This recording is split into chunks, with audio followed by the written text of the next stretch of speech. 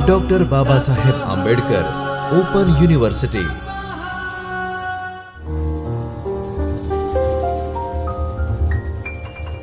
नमस्कार मित्रों, doctor Baba Saheb Ambedkar open university के चैतन्य स्टूडियो से मैं doctor Sunil Parmar, assistant professor Hindi, आप सभी का हार्दिक स्वागत करता हूं। आज हम पढ़ने जा रहे हैं तृतीय वर्ष बीए हिंदी पेपर 6 हिंदी साहित्य का इतिहास एवं साहित्य परिचय अंतर्गत खंड 7 की इकाई 23 छायावाद का अध्ययन करेंगे। मित्रों, आगे के लेक्चर में हमने छायावाद की पृष्ठभूमि के अंतर्गत द्विवेदी युगीन काव्य और छायावाद, छायावाद कालीन परिस्थितियाँ, छायावाद का अभिप्राय आदि के बारे में जाना था। आज हम छायावाद की प्रमुख प्रवृत्तियों का अभ्यास करते हैं। अब तक आपने छायावाद के बारे में जो कुछ पढ़ा है उससे यह तो आप समझ ही गए होंगे कि छायावाद नामक काव्य आंदोलन में किसी एक खास प्रवृत्ति की प्रमुखता नहीं है।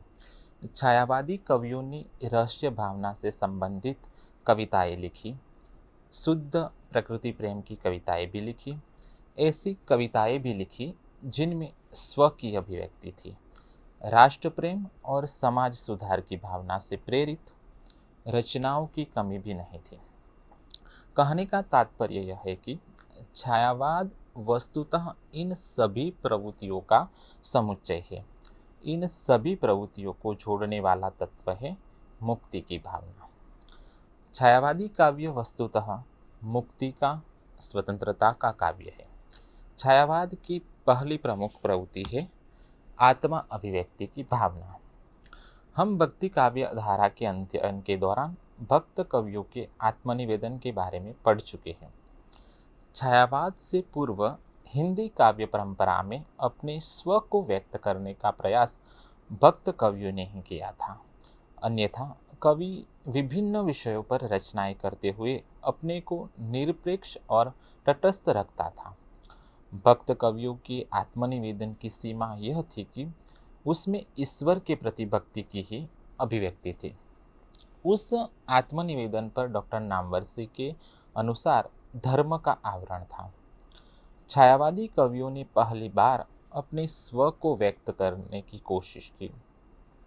उन्होंने मैं द्वारा अपने भावों को व्यक्त किया, अपनी निजता को आत्मीय ढंग से वाणी दी।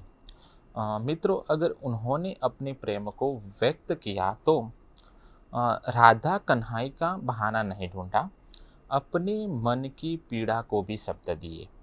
डॉक्टर नामवरसी के अनुसार छायावादी कवि ने यह जो मैं शैली अपनाई वह केवल शैली भर नहीं है। इस निजता और आत्मीयता के पीछे आधुनिक युवक का पूरा व्यक्तित्व है, जो अपने को सीधे सीधे अभिव्यक्त करने की सामाजिक स्वाधीनता चाहता है। आरंभ में छायावादी कवियों ने अपनी प्रेम भावना को अभिव्यक्ति दी।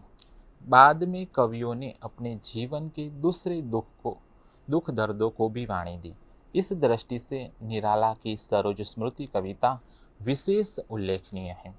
इस कविता में निराला ने अपनी एकमात्र पुत्री सरोज की मृत्यु पर लिखे शोक गीत में अपने जीवन की तकलीफों, आर्थिक कष्टों, प्रकाशकों और संपादकों के द्वारा किए गए दुर्व्यवहारों, अपनी लड़की के विवाह में आने वाली कठिनाइयों का कारुणिक वर्णन किया है। धन्य में पिता निरर्थक था, कुछ भी तेरे हित का न कर सका, जाना तो अथाग मोपाय, पर रहा सदा संकुचित काय, लख कर अनर्थ आर्थिक पथ पर, हारता रहा में स्वार्थ समर। महादेवी का संपूर्ण काव्य आत्मपीड़ा की ही अभिव्यक्ति है। मैं निर्भर दुख की बदली, लेकिन उन्होंने अपनी आत्मपीड़ा को रहस्यवाद के माध्यम से व्यक्त किया है। अंतर्मन की पीड़ा की हृदयस्पर्शी अभिव्यक्ति छायावाद को जीवन के यथार्थ से जोड़ती है। पंत ने कविता का जन्म ही वियोग वेदना में बतलाते हुए कहा है, वियोगी होगा पहला कवि, आह से उपजा होगा गान, उमड़ कर आँखों से चुप जा, वही होगी कविता अनजान। प्रसाद का आंसू घनीभूत पीड़ा की अभिव्यक्ति है। जो घनीभूत पीड़ा थी मस्तक में स्मृति से छाई, दुर्दिन में आंसू बनकर आज बरसने आई। दूसरी प्रमुख प्रवृत्ति है रूढ़ियों से मुक्ति। छायावाद का कवि सामाजिक बंधनों के बीच छटपटा रहा था, क्योंकि उसके हृदय में स्वतंत्रता की भावना उत्पन्न हो गई थी। वह अपनी भावनाओं को विस्तार देना चाहता था, अपनी आत्मा को घर की चार दीवारियों से मुक्त करना चाहता था। यह आत्म प्रसार की आकांक्षा ही विभिन्न रूपों में छायावाद में व्यक्त हुई है। एक और इस भावना ने छायावादी कवि को प्राचीन रूढ़ियों और बंधनों से मुक्त किया, तो दूसरी ओर इस भावना को ठीक ठीक न समझ पाने के कारण उसे आध्यात्मिक आवरण प्रदान किया। आत्मप्रसार की इस इच्छा ने छायावादी कवियों को यह समझ प्रदान की कि संकीर्णता और रूढ़िबद्धता से आत्मविकास नहीं किया जा सकता। कविता पंचवटी प्रसंग में निराला ने इसी बात को कहा है, छोटे से घर की लघु सीमा में बंधे है शुद्र भाव, यह सच है प्रिय प्रेम का पयोनिधि तो उमड़ता है सदा ही निःसीम भू पर। अर्थात घर की चार दीवारी में कैद रहने से हमारे भाव भी शुद्र बने रहते हैं। प्रेम का सागर तो पृथ्वी की सीमाहीनता में ही पनप सकता है। यह दृष्टिकोण स्पष्ट करता है कि किस तरह छायावादी कवियों के सन्मुख एक नई दुनिया का द्वार खुल रहा था। रीतिवादी कवियों की तरह उनका प्रेम घर की चार दीवारी और कुंजों में नहीं पनप रहा था। वे अपने प्रेम को, अपने हृदय की आकांक्षा को समस्त सृष्टि में व्याप्त देखना चाहते थे। उन्होंने यह पहचान लिया था कि मुक्ति की जो आकांक्षा उनके हृदय में पनप चुकी है, उसमें प्राचीन रूढ़ियाँ और जीवन मूल्य अवरोध ही है। रूढ़ियों से मुक्ति का यह प्रयास इतना व्यापक था कि छायावादी कवियों ने भावनाओं और विचारों के क्षेत्र में ही नहीं, भाषा, शैली, छंद के क्षेत्र में भी पुरानी रूढ़ियों से मुक्त होने का दृढ़तापूर्वक प्रयास किया।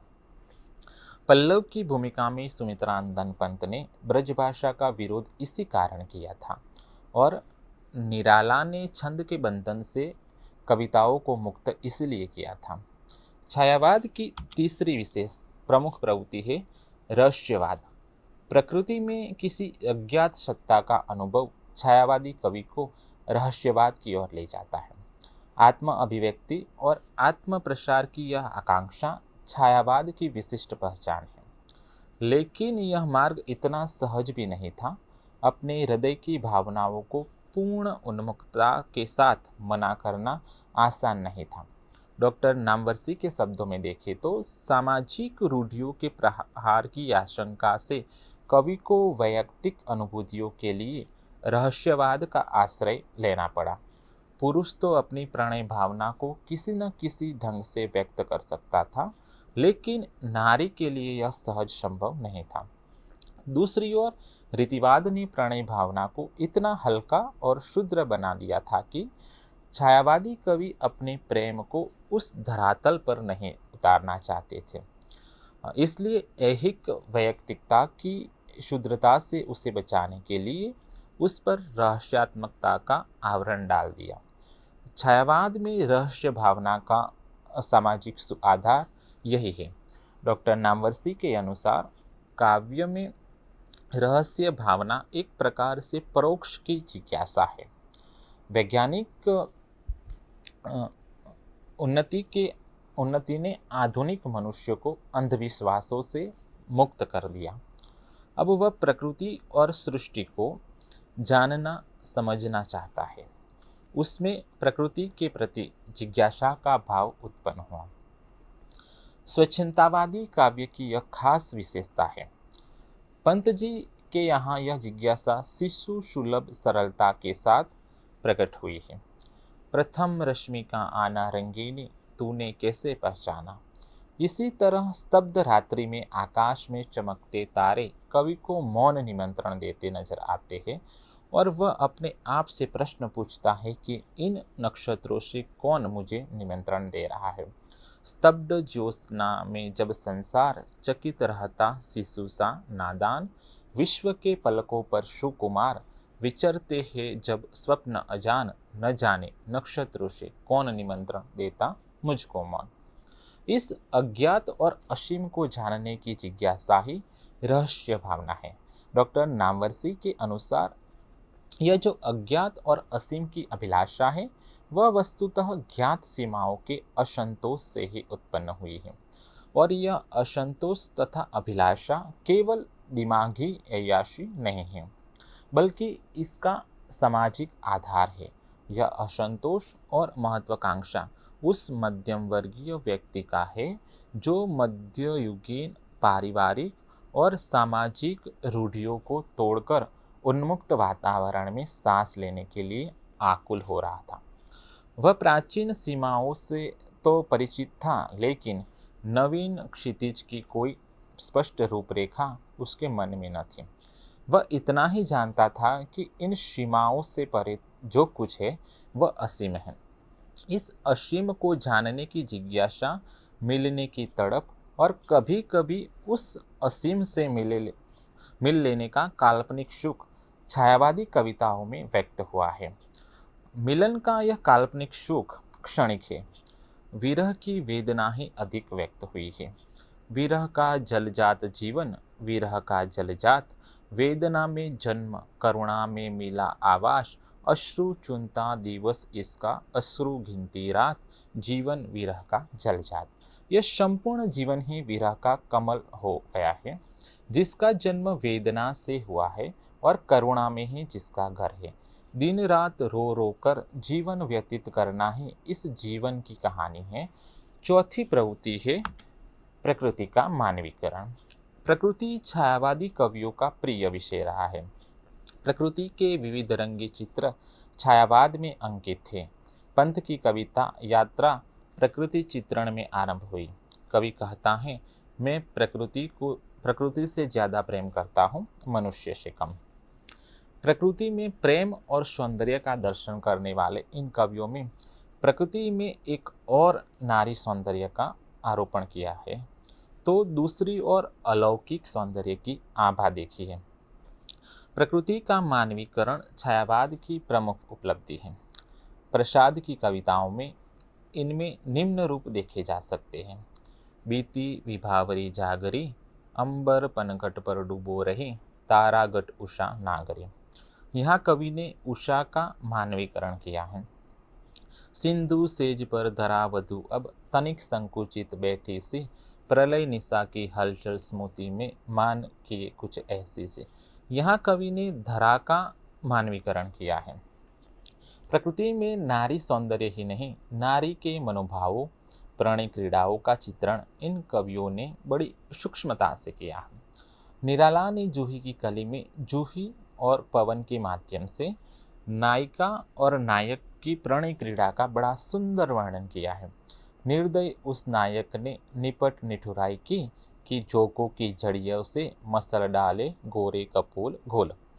प्रकृति में अलौकिक सौंदर्य का चित्रण भी पंत की नक्षत्रों से निमंत्रण, महादेवी की वसंत रंजनी जैसी कविताओं में हुआ है। पांचवी विशेषता है नारी स्वातंत्रता की भावना। नारी के प्रति छायावाद में एक नवीन दृष्टि का परिचय मिलता है। छायावाद में नारी वासना पूर्ति का साधन मात्र न होकर प्रेयसी, जीवन सहचरी, जननी आदि अनेक रूपों में आई है। मुख्य रूप से उसके प्रेयसी रूप की अभिव्यक्ति है। प्रेयसी के रूप में वह पार्थिव जगत की स्थल नारी न होकर कल्पना लोक की देवी है। प्रसाद ने कामायनी में नारी के बड़े गरिमामय रूप का चित्रण किया है। नारी तुम केवल श्रद्धा हो, विश्वास रजत नग पग तल में, पीयूष स्रोत सी बहा करो जीवन के सुंदर समतल में। इस प्रकार छायावाद में नारी सौंदर्य में स्थूलता और शारीरिकता की अपेक्षा कल्पनाशीलता और भावात्मकता की प्रधानता है। छायावादी कविता में नारी को समानता का दर्जा तो प्राप्त हुआ, परंतु मुख्य रूप से वह प्रेयसी के रूप में ही उपस्थिति हुई। नारी के अन्य रूप प्रायः छायावादी कवियों की नज़रों से ओझल ही रहे। छठी प्रवृत्ति है राष्ट्रीय भावना। मुक्ति की जो आकांक्षा छायावादी कवियों की मुख्य प्रेरणा थी, उसने केवल वैयक्तिक भावनाओं के क्षेत्र में ही कवि को बंधन मुक्त नहीं किया, वरन उसे यह भी समझ थी कि राजनीतिक और सामाजिक क्षेत्र के बंधन से भी वह मुक्त हो। यही कारण है कि छायावादी काव्य में राष्ट्रीयता की भावना कई रूपों में व्यक्त हुई है। यद्यपि छायावादी कवियों ने सीधे सीधे राजनीतिक कविताएं बहुत कम लिखी हैं, परंतु राष्ट्र प्रेम और स्वतंत्रता की भावना को व्यक्त करने की वाली कविताएं काफ़ी रची हैं। पराधीनता सबसे पहले राष्ट्र के गौरव पर चोट करती है, और जब मुक्ति की आकांक्षा उत्पन्न होती है तो व्यक्ति को सबसे पहले अपने राष्ट्र के प्रति गौरव का भाव उत्पन्न करना होता है। वर्तमान में हम भले ही गुलाम हों, लेकिन हमारा अतीत सदैव ऐसा ही नहीं रहा है। यही पुनरुत्थान भावना है जो छायावादी काव्य में भी व्यक्त हुई है। प्रसाद के नाटकों में तो हम इसे पाते ही हैं, उनकी कई कविताओं में भी यह भाव व्यक्त हुआ है। पेशोलोक की प्रतिध्वनि और शेरसी का शस्त्र समर्पण ऐसी ही दो कविताएं हैं। निराला की प्रसिद्ध रचनाओं छत्रपति शिवाजी का पत्र से राष्ट्र का आह्वान किया गया है कि वह गुलामी की जंजीरों को काट डाले। निराला का खंडकाव्य तुलसीदास में भी कवि ने तुलसीदास के माध्यम से पराधीनता से संघर्ष का आह्वान किया है। ध्यान देने की बात यह है कि छायावादी कवियों ने अतीत से प्रेरणा अवश्य ली, परंतु अतीत की ओर लौटने की बात कभी नहीं कही। राष्ट्रीय भावना की अभिव्यक्ति छायावादी कवियों में सीधे सीधे देश प्रेम की कविताओं के माध्यम से भी हुई, लेकिन यह देश प्रेम संकीर्ण नहीं है। डॉक्टर नामवरसी के शब्दों में, विश्व मानवतावाद की विराट भावना ने देश प्रेम की प्राचीन संकीर्णता को दूर कर उसके क्षितिज का विस्तार किया। प्रसाद का यह गीत इस दृष्टि से उल्लेखनीय है। अरुण यमदुमई देश हमारा, जहाँ पहुँच अनजान क्षितिज को मिलता एक सहारा। शर्म तामरस गर्भ विभा पर नाच रही तरुशिखा, मनोहर छिटका जीवन हरियाली पर मंगल कुकुम सारा। छायावादी कवियों ने स्वतंत्रता का भी आह्वान किया। छायावादी कवियों ने इस स्वतंत्रता की भावना को व्यापक सामाजिक परिप्रेक्ष्य में भी देखा। उन्होंने गरीब और उत्पीड़ित लोगों के दुख दर्द को भी वाणी दी। निराला की दान, भिक्षुक, तोड़ती पत्थर आदि कविताएं उनकी इसी भावना का प्रतिबिंब है। एक और गरीब पीड़ा झेलता है, दूसरी ओर अमीर सुख वैभव में डूबे रहते हैं। इस सामाजिक विषमता को देखकर तो निराला ने 1923 में ही क्रांति का आह्वान कर दिया था। रुद्र क्रोश है शुभदतोष, अंगना अंक से लिपटे भी आतंक अंक पर कांप रहे हैं। धनी वज्र गर्जन से बादल, व्यस्त नयन मुख ढांप रहे हैं। जीर्ण बाहु है क्षीण शरीर, तुझे बुढ़ाता कृषक अधीर है विप्लव के वीर।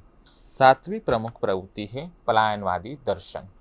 जीवन के यथार्थ से पलायन की वृत्ति भी छायावादी कवियों में कहीं न कहीं पाई जाती है। जीवन के दुख दर्द से उबकर छायावादी कवि किसी ऐसे लोक की कल्पना करने लगता है जहाँ सुख ही सुख हो। प्रसाद की नाविक से कविता में कुछ इसी प्रकार का भाव व्यक्त हुआ है। ले चल मुझे भुलावा देकर मेरे नाविक धीरे धीरे। मित्रों, अब हम छायावाद की प्रमुख शिल्पगत विशेषताओं के बारे में जानते हैं। छायावादी कविता ने जो नया भावबोध और नया सौंदर्य बोध दिया, उसने हिंदी कविता को शिल्प के क्षेत्र में भी नवीनता प्रदान की। भाव ने भाषा, छंद, रूप और शैली में भी नवीन परिवर्तन किए, लेकिन यह नवीन परिवर्तन उन शक्ति के द्वारा संपन्न हुआ जिसे हम कल्पना कहते हैं। पहली विशेषता है कल्पना का नवोन्मेष। छायावाद स्वाधीनता की भावना का काव्य है। उस युग में भले ही राजनीतिक स्वतंत्रता न प्राप्त हुई हो, परंतु कवि का हृदय मानसिक रूप से स्वतंत्र हो चुका था। स्वाधीन मानस ने कवियों की भावनाओं और विचारों को असीम विस्तार दिया। जिस प्रकार बांध टूटने से नदी का पानी तीव्र वेग से बहता है, उसी तरह छायावादी कवियों में भी भावनाओं का आवेग फूट पड़ा। भावावेग की तीव्रता ने छायावादी कवियों को संवेदनशील बनाया। वह अपने आसपास के जीवन जगत को गहरी संवेदना के साथ देखने परखने लगा। जिज्ञासा और कुतूहल का भाव इसीलिए छायावाद में प्रधान हो गया। जिज्ञासा ने कवियों को कल्पनाशील बनाया, जिन रूपों, वस्तुओं और घटनाओं को आम आदमी बाह्य रूप में ही देख पाता था। छायावादी कवियों ने अपनी कल्पना शक्ति के माध्यम से उनका आंतरिक स्वरूप उद्घाटित किया। छायावाद की इस कल्पना शक्ति ने उनको विश्व दृष्टि प्रदान की। उन्हें संपूर्ण जगत में एक ही प्राण शक्ति के दर्शन हुए। भेद से अभेद की ओर, स्थूल से सूक्ष्म की ओर, सीमा से असीम की ओर, बंधन से मुक्ति की ओर उनका प्रसार इसी कल्पना शक्ति से हुआ। इसी ने उन्हें नए रूप और नई शैली खोजने को प्रेरित किया, नई भाषा को सृजित करने की प्रेरणा दी। छायावाद के योगदान को इसी कल्पना के नवोन्मेष द्वारा व्याख्यायित किया जा सकता है। दूसरी विशेषता है काव्य भाषा।